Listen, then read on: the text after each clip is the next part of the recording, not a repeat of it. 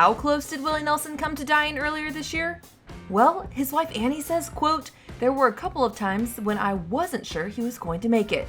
Nelson, who will turn 90 next year, plays it cool by only saying the episode was, quote, "pretty rough." I'm Addison Hager, and I'm a little upset and somehow still grateful that the singer and his team kept all of this a secret.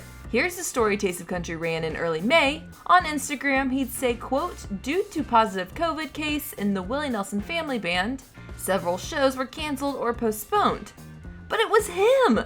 Willie got COVID, which is more or less what every country music loving fan feared for 2 years because we all know his lungs are scorched, making him very vulnerable. True story, he volunteered for stem cell surgery about 7 years ago to deal with the situation.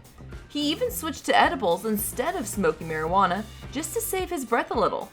While he's back on the road, Willie is still dealing with the side effects, and I'll get to that and share some more details about how bad it was for Willie in a moment, but first, I want to ask you this. Would you have rather Willie Nelson's team told us that he was the one with COVID? Or are you glad you didn't have to carry those worries around for a week? Answer below, and please tap that subscribe button for breaking country music news, analysis, and interviews. We think Willie Nelson fans may enjoy our sit down with Hank Williams Jr. The link is in the corner and the description. The details of Nelson's life-threatening COVID battle came via Jody Rosen, who profiled Willie for the New York Times Magazine. The actual article is behind a paywall, which is a bummer, but I linked to it below.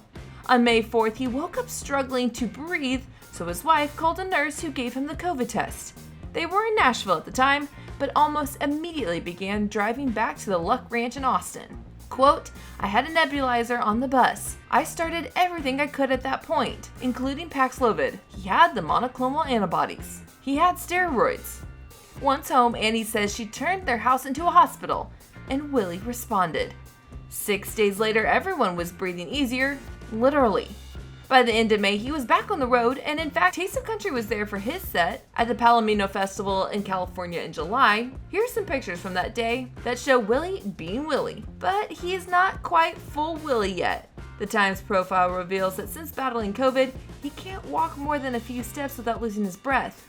Once he's seated and singing, everything's okay, but the virus did some real damage. Team Willie Nelson continues to take every precaution, including masks, daily COVID tests, and social distancing rules that apply only to Willie. Basically, stay away from him. Quote, "There were a couple of times when I wasn't sure he was going to make it," Annie shared. For this part, Willie, who was one of the first to get the COVID-19 vaccine, said, quote, "I had a pretty rough time with it. COVID ain't nothing to laugh at, that's for sure." To go back to the question I asked at the beginning of the video, I may be on the side of thanks for not making me worry. By the way, the Full Times profile is a beautiful piece of journalism and is recommended reading for fans of Willie Nelson or just country music. Once again, the links are in the corner. I'm Addison Hager for Taste of Country. Thanks for watching.